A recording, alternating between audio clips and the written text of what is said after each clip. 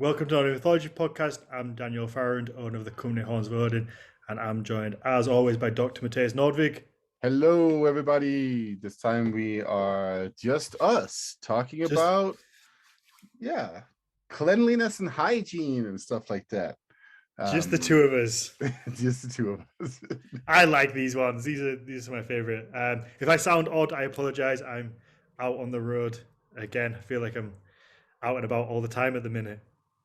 It sounds exciting, man. There's a little bit of the London buzz in the background. I heard a honking horn, some of the things. You'll hear a few things, yeah.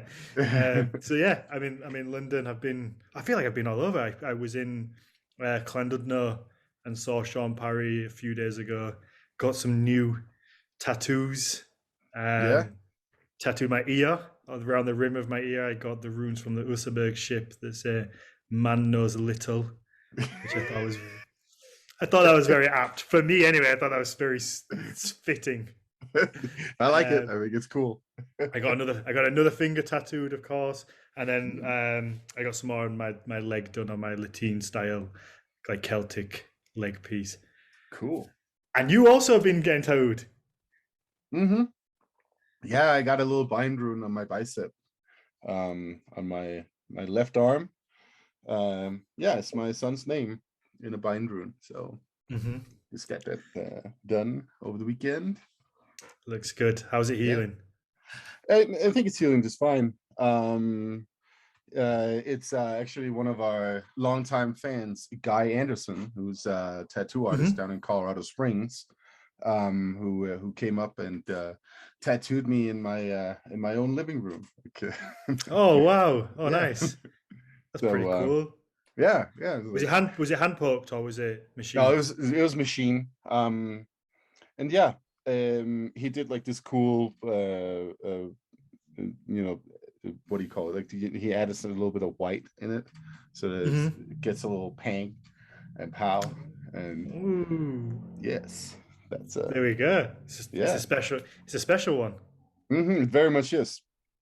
And then I don't know, have you ever had any tattoo artist put on that fake skin, like for healing for you? Oh, I know though. It's the stuff that they use for burn victims. Yeah. It's like lets it breathe outwards, but doesn't let anything onto it. I think I have on my foot. Yeah. When I had my foot tattooed, because obviously you're wearing socks and stuff. Yeah. I had that on. Yeah, because he put that on there, and I had it on for like half a day, and I was like, I can't, and then I like ripped it off. Yeah, no, I couldn't do that either. I don't know if this is controversial or not, but like when I get mine wrapped up, I take it off as soon as I get home and just wash it. Yeah, I do the same thing. Let it air out, I think, and heal. I just don't like that feeling of it kind of sweating in there. No, it's a little uncomfortable. But yeah, I don't know if I should have left it on, because yesterday was it yesterday? It was yesterday or the day before I decided that I needed to do a lot more a quote unquote gardening with my chainsaw. So is that what you call it gardening? I call it gardening, being a man.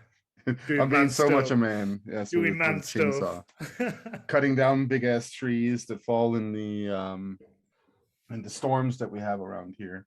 It's like, look, my backyard is pretty much just an acre of woods.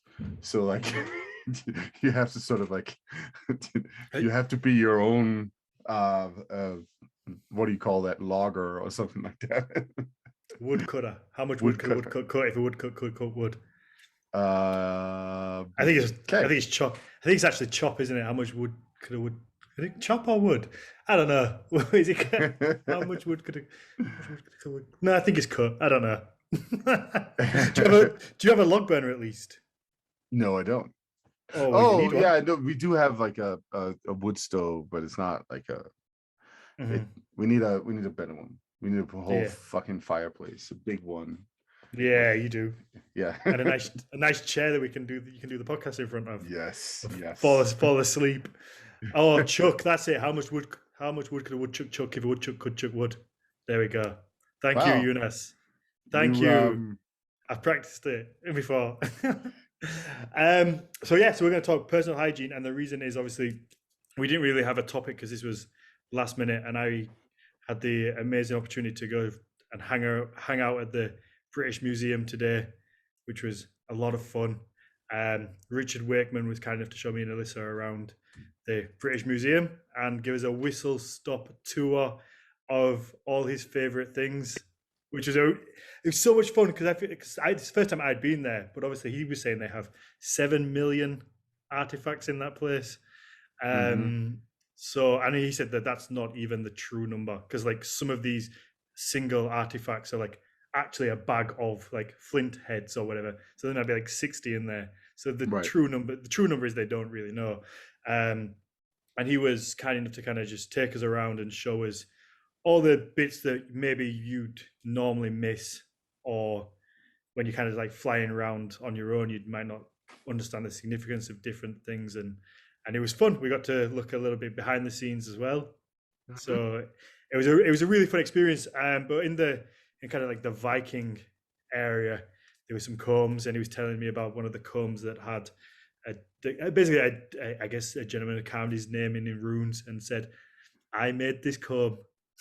And for some reason, in that moment, I was like, "Let's do an episode on hygiene," because I think that so many people talk about hygiene with Vikings as well. I see it all the time in the different Viking groups on Facebook of people like saying how they were so well preened, they looked after themselves so well.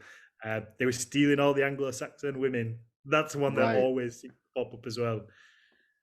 So Yeah, no, that's that one is interesting, right? Because it's actually a relatively uncertain source who's giving us this reference.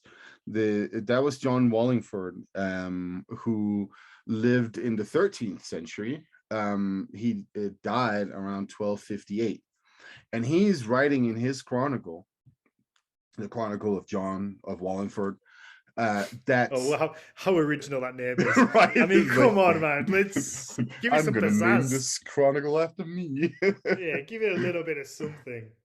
he was at the Abbey of St. Albans, and he is basically giving, as part of the justification for the genocide on the Danes on the St. Brice's Day massacre in 1002, he is including this little bit about how they're so damn well groomed.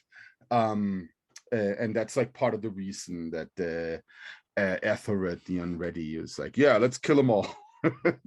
So the Oh, text is the Danes, thanks to their habit of combing their hair every day, of bathing every Saturday, and regularly changing their clothes, were able to undermine the virtue of married women and even seduce the daughters of nobles to be their mistresses. Dun, dun, dun. And it's like, dude, okay, so there's a couple of things. Like, first of all, we can ask ourselves, is this a true statement? And it might not be. It might just be some random shit that he comes up with because, medieval monks are good at that when they're writing little chronicles. But the second thing is also, war true, is that something you want to be broadcasting to the ages as he just did? Right? Because that is a thing that we now know about the Danes in Viking Age England, that they were cleaner than the English, right? yeah, enough that you're gonna write it down. So it's a noticeable amount. It's not like a little Apparently. bit. It's like it's enough that the women are getting their heads turned. So be Yeah. careful. But okay, so and the most important thing to do with this is, of course, to contrast that statement with Ibn Fadlan, who talks about the Scandinavians over in the Russian area, right? He encounters Scandinavians at the Volga River. These could be Swedish Vikings. They could also be from elsewhere in Scandinavia. But he says that they have some really filthy habits, right? He says that, well, in the morning when they wake up, they have like this slave girl pass around a bowl with water in it, and they all wash their head, spit in it, like blow their nose in it, and then like they don't Oh, change it out. Like he's really that disgusted feels like by I'm them. back in my rugby days. And he's like, oh, they don't wash their hands after taking a dump. Like, what's wrong with these people? So, that's a very different perspective. So we can go in different directions with all of this. We could ask ourselves, is Ibn Fadlan correct about this? Is John of Wallingford correct about his explanation for the hygiene that the Vikings have there? Are both stories embellished somehow? Like, are both authors of these stories like blowing it out of proportions? Mhm. We can also go another route when we're asking questions to these sources. We could say, well, we're talking about an observer who is observing possible Swedish Vikings, and we're talking about another observer who's observing possible Danish Vikings, what they're constantly referring to as Danes, at least. So is there like a marked difference in hygiene in Scandinavia? Are the Swedes more filthy So I was gonna than say, are the we saying the Danes? Swedes are more filthy? Is I'm, that the Danish I'm so Matthias sad we Nordvik don't have speaking, or Frederick on. He would be having a heart attack right about now. I'm sure it would. On that, um, and then there's also another thing to take into consideration, and that is smaller communities, subcultures. mhm. Those guys that Ibn Fadlan runs into, they're not your everyday Scandinavian, right? They're like proper Vikings, right? They're a bunch of dudes who live in houses where they also, according to Ibn Fadlan, have like, just like group sex with slaves and stuff like that. It's like this sounds very much like a sort of like a psychotic warrior collective that maybe has generated their own little subcultural approach to hygiene, as well as human lives and women and a bunch of other things, right? Very different from perhaps the more sedentary societies in Scandinavia, from which we may assume a lot of those Danes that were killed in St. Brice's Days massacre actually also came because they were migrants more than they were Vikings, right? They were people who have settled and been settled in the English area for a decent amount of time. So that's also just something to keep in mind here. We can be talking about, different subsets of various populations, just like you can find, as you said, rugby teams that are pretty gross, right? That doesn't mean that their hygiene represents the hygiene of the rest of the population in England currently, right? So yeah, Can there you? are all these different ways of approaching these informations, these sources and their information. So I was going to ask if there's a difference in possibly, obviously, one's a source from kind of an Islamic point of view. Um, the the original one is a Christian point of view, and obviously we have the Scandinavian. Could that be a thing? Is that like Ibn Fadlan's looking at Scandinavians from maybe an extra hygiene level of Islam and going, you guys are filthy, and then the Christians are looking at the Scandinavians from maybe a lower point, going, well, you guys are actually really clean. Could that point a factor? So that is a possibility in the sense that we are dealing with uh, uh, Islamic culture in this time period is very focused um, on hygiene, Mm-hmm. and I mean, anybody who knows a little bit about Islam knows that it's part of every prayer ritual to go through an elaborate cleansing with water, pre-ritual, so to speak. Mm-hmm. And so that could be part of it, but still, though, he would like if I mean that what you could say is that the reason that he's so focused on their hygiene rituals, so to speak, the what they do in the morning and all that stuff, is because he's a Muslim who is focused on that by virtue of his culture Mm-hmm. and religion. this is part of assessing how close people are to God, essentially. Like, do Hey, you cleanliness is next to godliness. That's exactly? And that's I heard very that much his somewhere. perspective. That's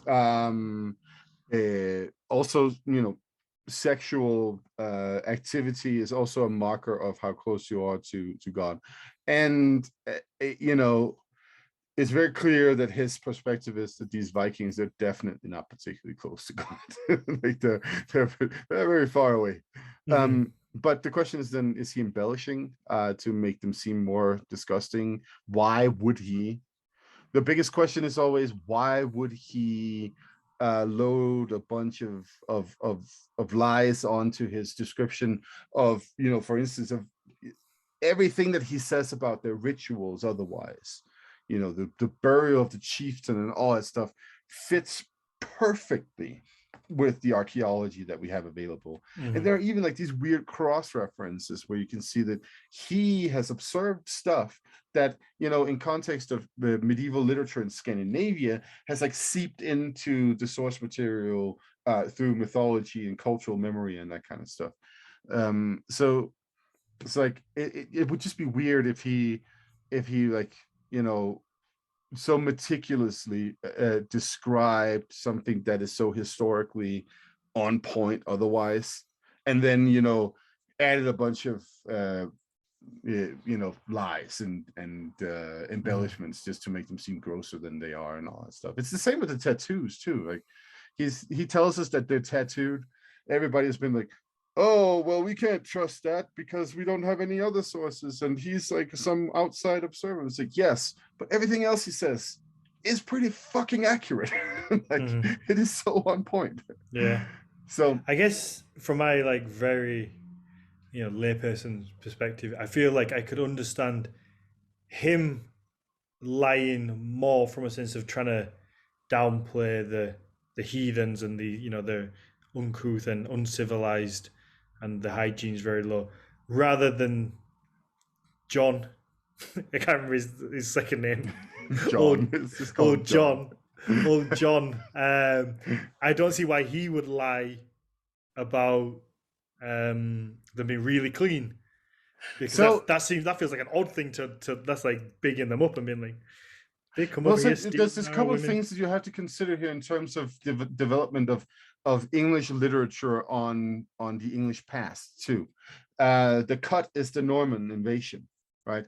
That the Norman invasion actually has a considerable effect on how the sort of Anglo-Saxon English are being perceived after the Normans show up. We see this in other, like William of Malmesbury is another example of authors or English historians essentially writing about pre-Norman English.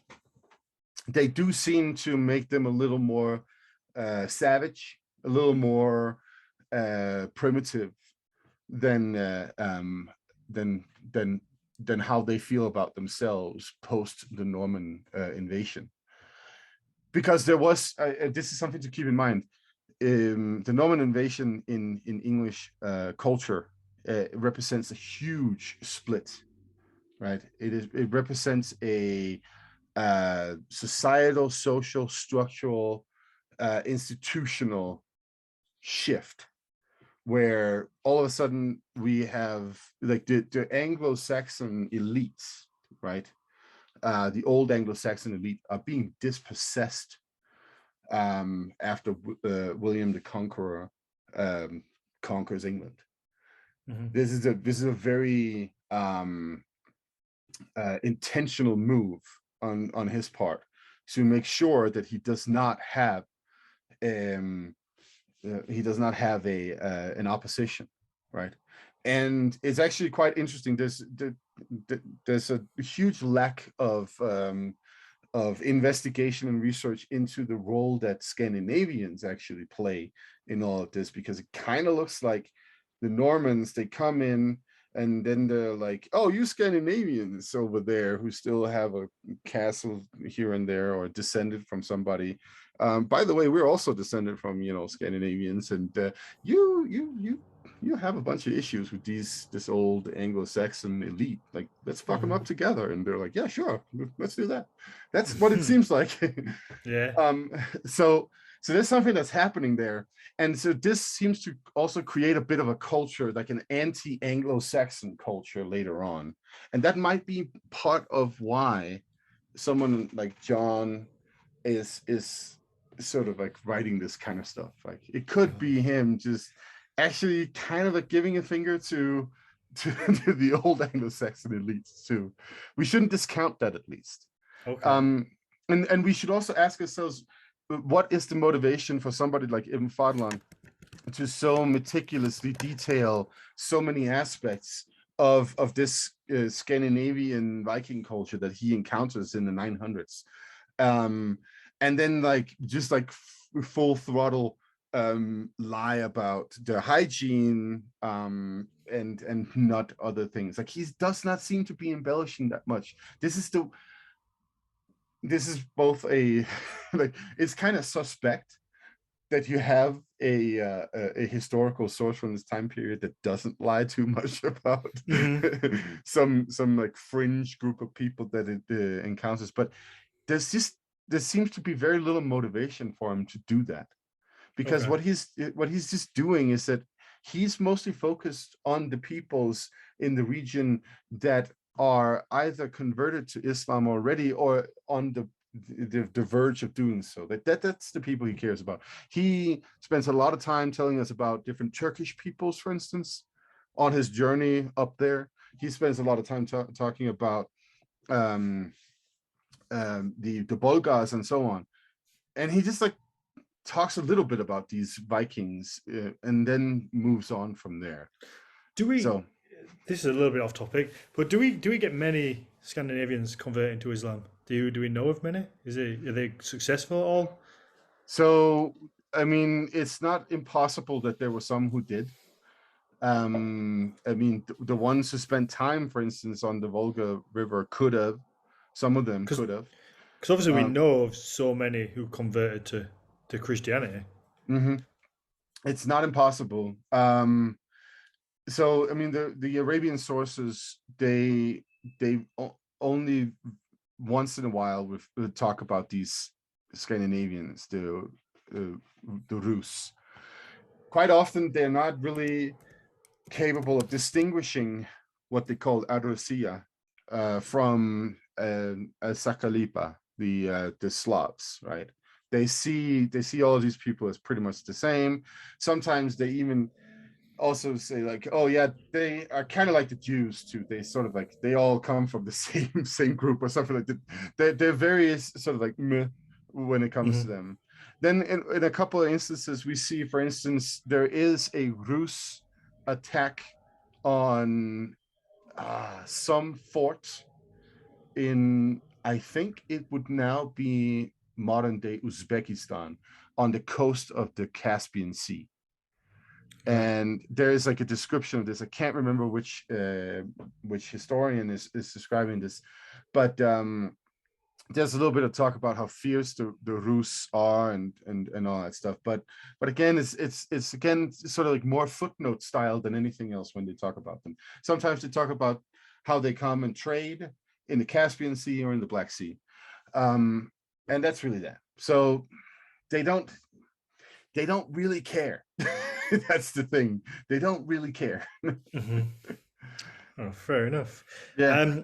So back to hygiene. We obviously looked at kind of the sources of what people have said about it, but what do we know from like an archaeological stance, I guess, on like what have we found? Because we know, from what I know of, we know of combs, and do we know of toothpicks or ear picks? We Is it one have of those? Yeah, we have all of that. I'm pretty sure there are toothpicks as well, little prongs and metal, just iron or different kinds of metal picks. Ear picks formed like little spoons, for instance, or Oh, shaped I like little need one. I spoons. need one of those. pretty sure you can get them at the Danish National Museum, actually. Oh, really? Yeah. And you can definitely get them at Viking markets in Scandinavia. What else have we found? Yeah, we have combs, and combs are a really old thing in Scandinavia. It's like a marker of some kind of distinction. I'm a badass warrior, that kind of stuff. Remember that the oldest runic inscription that we have is from a comb from Vimos in Denmark in the years 160 to 65 or something like that, or 70. So like that's the combs show up with warriors from a very early time period, and then they seem to be a stable of like warrior outfit all the way into the Viking Age until Christianity, really. Did you So that think were they super common, or were they common amongst just warriors? Or would like the everyday farmer have a comb? Would I they need a think comb? they become more and more common through that, almost 1,000 years, right? But it does look like it's like originally a warrior thing, and Which feels quite odd. yeah, but okay, so there's something to keep in mind here, and I would actually encourage both you and anyone else listening to this episode to check out Nordic Animism's very recent video on hairstyles, um, because okay, so what can we see? We can see that Tacitus talks about this type of knot that Mhm. some Germanic warriors they carry this knot, um, and this is called a Schwabian knot, and we have a couple of skulls that have been found with still with hair on them, tied like that as well, and we also have the bracteates, these golden medallions that depict some dude riding a horse, and there's like usually a bird next to him somewhere around his head, and sometimes his hairdo actually turns into a bird, but if it doesn't, then he's got like this cool ass like Elvis kind of hairdo that turns into a bit of a mullet or something like that. It's like Ooh. an Elvis mullet. Mullets are always cool. They never go out of fashion. But it Bring also back the is mullet. some of them are also like nut tied, like so it turns into a knot somewhere. But it's also very obvious that I think at least that it's very obvious that that hairstyle that is depicted on those bracteates is combed. So what might be the case is that we have sort of like a warrior culture that is very focused on various kinds of knotted and combed hair. And listeners can also always go back in our catalog and listen to our episode with Josh Wood on Vikings with possible dreadlocks, right? Because we do also have that phenomenon, the luva, that shows Mhm. up, especially in context of aerial fine hair or tangle hair, depending on which source you're reading. Um, so is there focus on hair hygiene, nice combed hair, that kind of stuff? Yeah, and it seems like it's a very old thing. Mhm. Did they also use that for their beards? Probably. Look at, as you mentioned, the Oseberg. Look at the little carved heads on the Oseberg ship. They seem to have nicely combed beards and such things. Mhm. So that was definitely a focus, and that might actually be the origin of John's little report on the Scandinavian hygiene, because they did definitely comb their hair a lot, and Oh, that was old John. definitely, yeah, old John. Old John has no idea what he's done for the Facebook Viking community, because the amount of times I see his quotes pop up is unreal. I have to pull his back. So Ali says, "No, do not start the mullet as a trend with the Arsaboros." I think the opposite. I think we incept the mullet as a true Viking hairstyle and get Yes. the Viking bros fucking on with the mullet. I think we change the game. We just make up. All we have to do is we have to. Okay, we've got. Okay, so Roan is we brought on as our social media manager. So now we need to get Roan to make a bunch of memes saying that Vikings had mullets, and just a bunch of like little quotes from you saying that, oh yeah, Vikings had mullets, and then we can just spread them out across all the Facebook groups. And in like 2 years' time, all the TV shows are gonna have Vikings with mullets. There's gonna be a bunch of people with milliners walking around with mullets, and it will be fucking hilarious. and a mustache, a small mustache. Oh yes. Oh, not too small. Not Not too like a Hitler small. mustache. Not like a The Hitler Hitler mustache. A small, little bit no. longer. A little bit longer than that. And like really, really tight denim pants. Oh, we could do this. I think now. Hey, now we've got Ron on board. I think he's the man who can. We can really start Can to we fuck talk with people into also wearing suede jackets again, just for the fun of it? Vikings we did can- that too, guys. We can really start to troll the Viking Bros with our this will Okay, be so fun. there's more to the hygiene stuff. So I don't remember exactly where we have that find from, but from the Viking Age, we also have what appears to be the first tools to iron your clothes and make it nice and smooth. These were rocks that Vikings apparently used to, smooth out your clothes instead of being all like curled up after washing them. So they cared about that too. How creased does like because did they wear? Was it mainly linen? How creased does linen get? Flax, linen, yeah. Does Wool. that get super creased? Know, man. I don't know. But there's gotta be some like popular article on this stuff. I mean, if they that's a whole other level. If they're like ironing, I mean, it's not ironing, but it's the same principle. That's really interesting to think that they care that much. I don't care about that much, so I don't know what it says about me. I need to start rocking my shirts. Rock ironing. Is that There's like that new ironing phrase? boards that show up. Yeah. I feel like you're trolling me right now. I think Nah, you're trying to. nah, I feel like nah. you're trying to. You're trying to play my own game against me. No. Let's see. Well, the problem is also English. I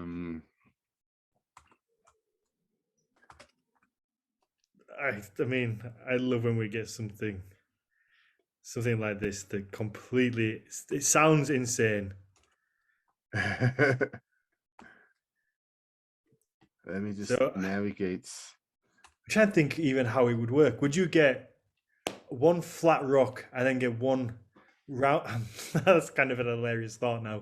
It's like a flat rock and then a Viking man with his mullet stood there with a rounded rock with it laid out, just kind of like ironing it with a. I feel like because it'd have to be like a smooth pebble like one to really get in there, or would it be like a flat, completely flat one? But then there's no heat. Wait, what? I mean, I'm confused as to how this works. Oh my God! Oh, fucking Danes. Sorry. Could it be? I fell down a rabbit hole of Danish articles on Vikings, and here's like, maybe the Vikings weren't. This is like a headline. Maybe the Vikings weren't just men and women. Maybe they were also not just queer but Latino. And it's like, wait, what? Okay. The only problem is that the Danes don't really understand what the word Latino actually means. Like they want to say Southern European, and that's not Latino. Like, oh, okay. Okay, that's definitely a different thing. My people, for fuck's sake. So, okay, the rock thing, I had an idea. Yes. What if they just hung them up and then hung rocks from the bottom to try and stretch it flat? Yeah. That's how I do it. Yes, that sounds like a good idea. It doesn't sound like a bad idea, at least. So I wouldn't stop you if you tried to do that. But do we know the official way? No, I don't. At least I was trying to find an article on it, and it's not really giving me much because I need to calibrate language to Okay, properly. we're gonna revisit this. Yes, yes, We'll revisit once we know more about the yes. rock ironing, and hopefully you've not just made this up to make me sound stupid. No, I did not just make it up. If I did make it up, I would be the one sounding stupid. Yeah, but not if you played along now and were smart about it and were like, yeah, I made that up. Lol. Well, I mean, we could do a bunch of sound bits, and then we could just have Shan put in the one that fits. Yeah, let's just say a bunch of wild shit and then Shan can just fix it. Yeah, Vikings ironed with rocks. No, they didn't. Shan can They just absolutely fix it. did not. Shan can just fix that in post now. Okay, so we have combs, which seemed like a warrior thing, which I find quite interesting. But then, I guess, like you said, it comes down to maybe there's a warrior hairstyle that fits when going into battle, and I guess also if you have, okay, is it most common that most people had long hair rather than just cut short hair? Because you always think of me personally anyway. When I think of anybody pre like 1900, everyone's got fucking long hair. Really? Everybody, unless they've gone like Floki where they're just going bald. Everyone's got long hair. Everyone has Do you, long, luscious, like Jesus-like hair, do and you that's not how know about everybody the is. Danish haircut though? Obviously not. But this is how Okay, I picture everyone from back then. Is like just really long, luscious hair. so the supposed Danish haircut is a style where you basically shave the back half of your head. Oh, Um, okay. Yes, I have the seen it. front, yeah, the front is like, um, you just like leave that hair, and then the back is just all shaved. The Bayeux tapestry is a great example of that haircut. You find it all over there on It's like the the reverse mullet. Normans. And this is supposedly a haircut that the Danes had, the Danish warriors. And then there's been a bunch of theories on like why they had that, and someone like some dude was like, oh yeah, it's totally because of like this like warrior tactic where they would pretend to get scared and then they would run away, and as they ran away, nobody could like grab their hair. Well, Fuck off. yeah, it's like 19th century musing on it. I mean, I think it's much more likely that they cut it like that so that the hair wouldn't get tangled in their like ring mail coats, like For sure. because that's got to be painful. But I Yeah. don't know how much that happens. You could also braid your hair if you wanted to avoid that, I guess, if you had long hair. But But that's what kind of got me onto this subject of asking if everybody had long hair or not. Because originally it seemed odd that warriors would have combs, but then when I started to think about it, certainly if you had long hair, that's going to get in the way if you're in a battle situation. I know when I was doing a lot of jujitsu, when my hair was the sole reason that I cut my hair shorter at the time was because I was doing jujitsu and it was like in my way and it just kept getting tangled and it was in my eyes and I was like, fuck this, you're too annoying. So that's me on a very basic level. It's not even for like life or death. So if I was in a war situation, I'm like, okay, then of course you're going to want to keep it out of the way or tidy it up or braid it or do something. yeah, so well, we know a decent amount about hairstyles in the Viking Age, and we also know that it didn't seem that common to have long hair, like long hair.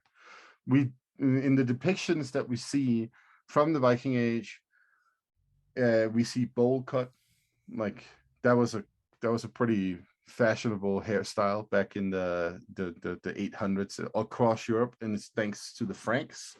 The Franks, they were the It's ones been a who popular haircut from lazy parents since the start of time. exactly, but Just- it started at the French court. So so the bowl cut was pretty common in Viking Age Scandinavia. Then you also have other kinds of like short hairstyles. And as I mentioned, you have that presumed warrior hairstyle, the Danish warrior hairstyle, where you shave the back of the head. And like, the thing is though that it looks like very long hair is like a female thing. Like if you look at depictions, the only ones that seem to have very long hair are figures that present as female. So now it might be because that it is possible that you have a development that starts like in the early Germanic period. It was like long hair for warriors. They tie it up in a knot or braid it, which we also have some examples of braided hair as far as I remember. And then, that is like a status symbol that becomes very solidified in the warrior elites. And then what happens later on is that it slowly fades when Christianity becomes more and more imposing, because it probably has some kind of religious significance and context in a pre-Christian context, right, or culture. So maybe it's like something that has to do with like being one of Odin's warriors. You also have that man bun or something like that. And now it totally played into the hipsters. That's a possibility, but honestly, we don't know that much about it. Like, we do know that that there is this reference in several instances in the mythology to not combing or cutting your hair until you have performed a killing that you've sworn to do. And it's the same thing with Harald Finehair. He said to not wanted to cut his hair until he had conquered all of Norway. So there's like that little context for it as well. You could swear that, and that's why I didn't cut my hair for like 4 Like I said, didn't you do this? Didn't you do this? I did. Until you made a solid drum and bass track. until you reach number one on the Danish drum and bass charts. until I got to play that illegal rave in that particular parking garage somewhere. Yeah, so there's that little thing as well, that it does seem like it's a sort of like an Odin associated phenomenon too, not to comb or cut your hair, I guess. At least not cut your hair until you perform that particular duty that you swore that you wanted to do. So, what does this leave us with? It leaves us with a lot of different pieces of information when it comes to the likelihood of warriors and Scandinavians in general in the Viking Age and before being, well combed, long haired, short haired, shaved. Like, honestly, just kind of feels like there's a lot of different. Well, it's complicated, man. Yeah. It does look like there's a lot of different ideas really on the subject, and you know what? That makes perfect fucking sense, right? Because how does it look today? There's a lot of different ideas on what looks cool and what doesn't look cool, and you have some trends and so on. Did they have an undercut? No. The undercut was not there. I'm sorry, man. Me and Jonas Lorenzen were talking about this. We were like, we've got the undercut, so we... I know, but that undercut, that's from the 90s, man. The problem is with the undercut is that once you commit to it, you're stuck, because you can't grow the fucking thing out because it's too long on the top to grow the sides without looking like a knob. So you just gotta ride the undercut till I die now. I mean, I'd say there's ways around it. You just shave the whole thing off. No, I can't do that. I'm getting to a certain age; it might not grow back. That's not insecure much. Okay, what about bathing? Because I'm always confused as to how important they saw this, or how important. Cause I guess it's easy from like a modern perspective. We just jump in the shower every day and clean.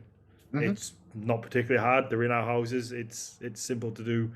Um, so yeah, how I guess like how important was it for them? Because obviously you mentioned old boy John at the start mentioned that they bathed once a week, Hmm. or once every Saturday.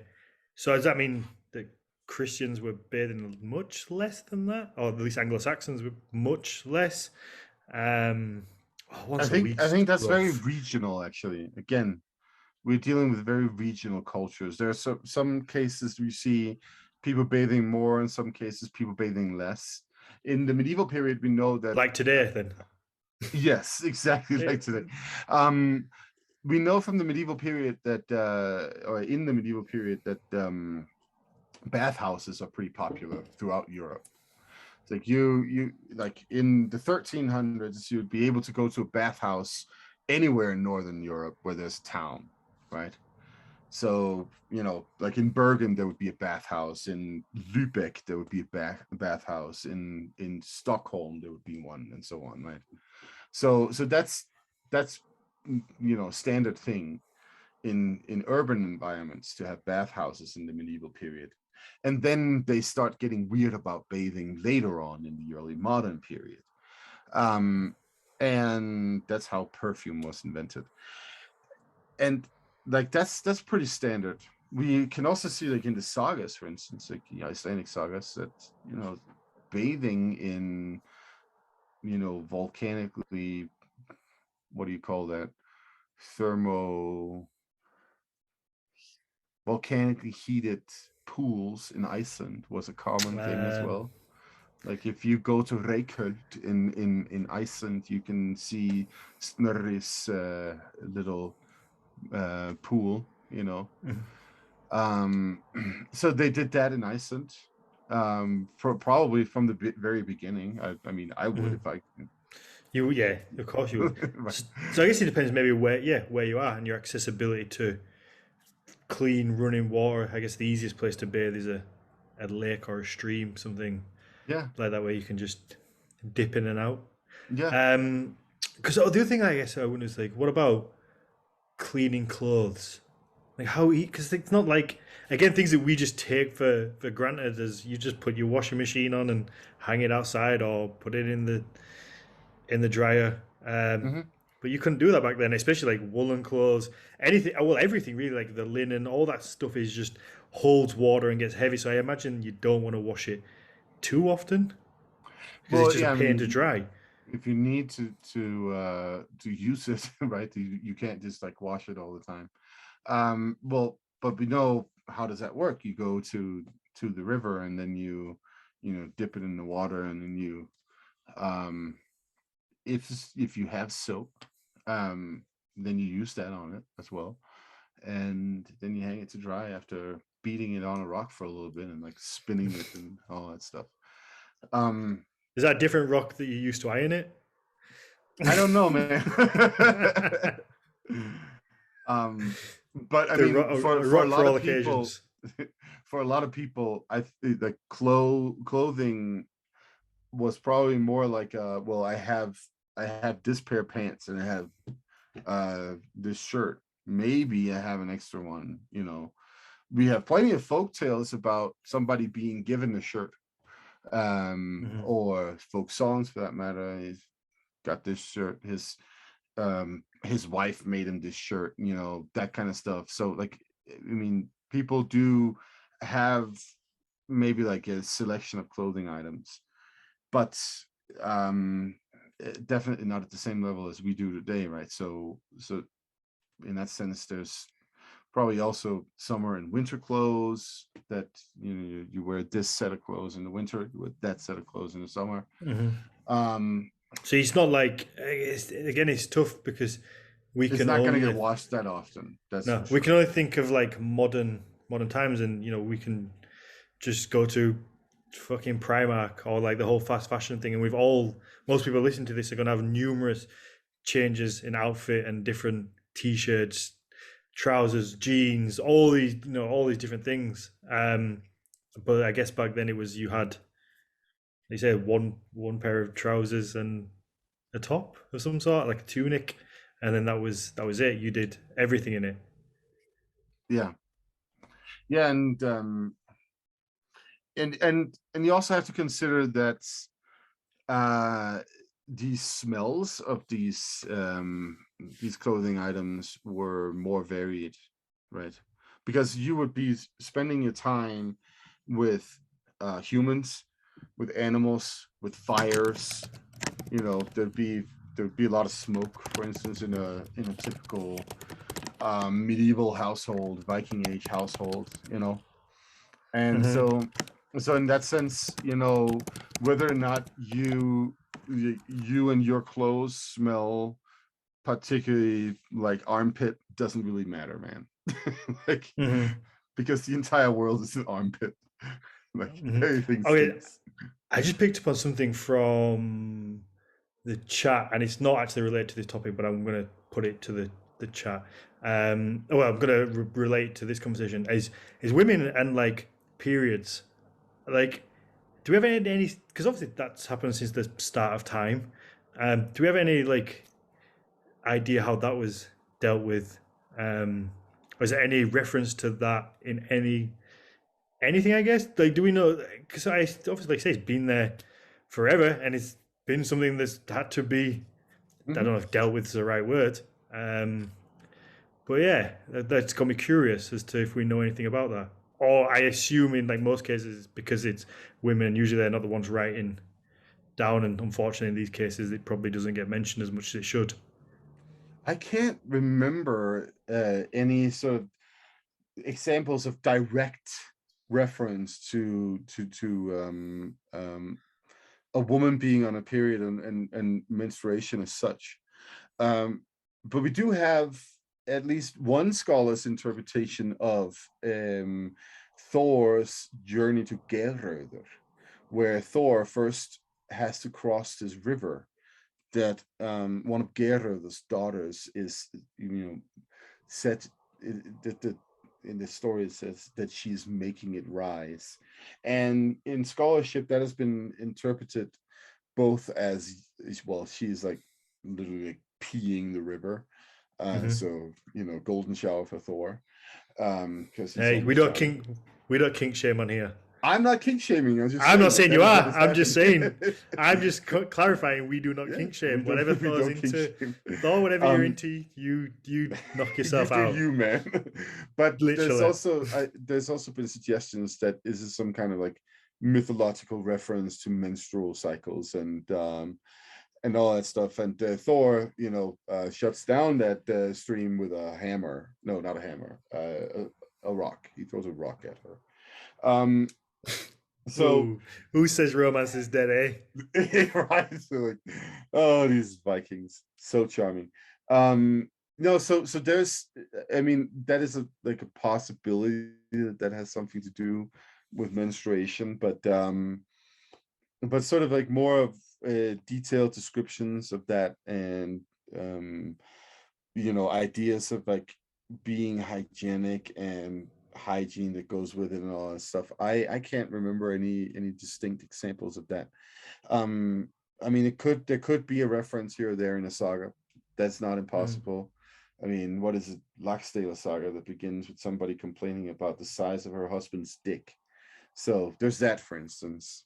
And Oh, I bless think it's him. Laxdale. Imagine going down in history for that. Imagine that's what goes down in you've gone down in history as that, and us two speak about it fucking 800 years later or whatever, like 1,000 years later. Like, oh, I just feel poor like if guy. there was a reference to menstruation in the saga literature, I'd know about it. But I feel like it's something that probably, if it's there, it's a niche. It's going to be a niche mention.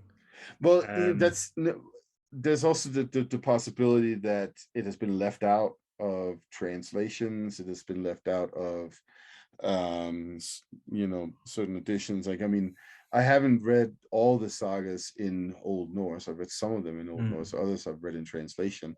Um, and I haven't. So most of the saga material has just recently been translated into Danish again from Old Norse, and one of the reasons for that is because they wanted to include all of those dirty little references to dicks of which there are plenty actually, in the saga translations, because previous translations in Danish, English, Swedish, Norwegian, whatever they are, whatever language we're dealing with, have actually left out a lot of the raunchy stuff, and there's a lot of raunchy stuff in them.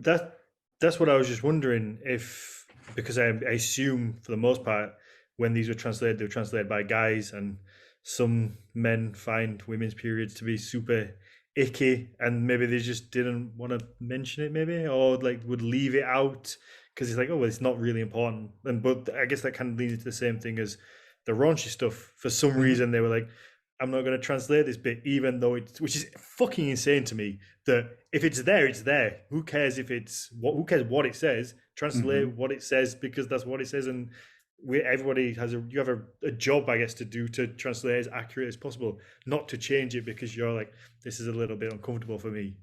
Like, that's so bizarre. Yeah, it is. It is. But translators will make a lot of weird choices sometimes. So you never know if you miss something because it was some uptight dude who was translating it. And yeah, there's also of course always the situation that if it's a dude who's writing it down or a dude who's translating it, then he might also have his dude perspective on what is relevant and what is not. And then, dude perspectives tend to leave out menstruation. But yeah, that's a thing that we see a lot. So yeah. We're lucky enough not to have to deal with it. Although sometimes I do. No, never mind. Watch, Shan, cut that fucking bit. Get rid of that. Shan, cut that little bit. Cut that bit. All right, should we wrap this up? I have a nice little dinner date to go on, which is fun. Have fun with that. I will. Yeah, we're gonna go sit by the Thames and have some nice food and hang out, which is always. How can you complain with that? That is true. How can you complain about that? Is it like sunny over there in yeah. Huh. Really nice, really warm. Like, that bursts my bubble. Like, in my head, London is always foggy. No, it's really warm. So good company, good food, good views. I'm gonna have a nice evening. So sweet. That's why this is a short one. Yes. In that case, we shan't hold you any longer. No, I need to go get ready. Put my little beautiful face on. Make myself look good. All right. Thank you for all the people who jumped in last minute. Thank you very much. Hope everyone enjoys it. If you enjoy the show, please leave a 5-star rating, positive review. If you can, please support us on Patreon. It's just the price of a coffee for either me or Mathias every month. We're going to start getting back now. Things have leveled out. Hopefully we're going to start getting back to putting a lot more content on there. Hopefully you're going to do something more educational on there as well, but it really does help us keep growing. It helps us employ Rowan to help us out, and now apparently we're going to fuck with all the Viking bros through memes. So yeah, it really does help us keep growing, keep getting bigger. The world's our oyster when it comes to that. And Mathias, where can people find you? You can find me on Instagram or check out my website. Just plug in my name somewhere and last time see what happens. Last time I put in my name in Google, the third option that came out was like Mathias Norvig dislike. I don't know if it was people who dislike me or things I dislike, but either way. I'm gonna keep searching that now. No. All right, everybody search that. Everybody searching. Let's get it to the top. Number 1. No, don't. Because last time I said that, everybody added you on Facebook and you deleted Facebook. I feel somewhat responsible. Just no, search Mathias Norvig mullet. See what comes up. Oh yeah, or Mathias Norvig pros. Yes, there we go. Pros or likes. Yes. If you want to follow me for whatever reason, it's Daniel_Farrand1 on Instagram, or obviously Horns of Odin. And yeah, thank you very much. Take care, and we will be back next Tuesday with either Noah or Yannick. How do I pronounce it? Yannicka. Yannicka. Or we we should get the guys from Fire in the Mountains on and talk Yes, about their upcoming festival.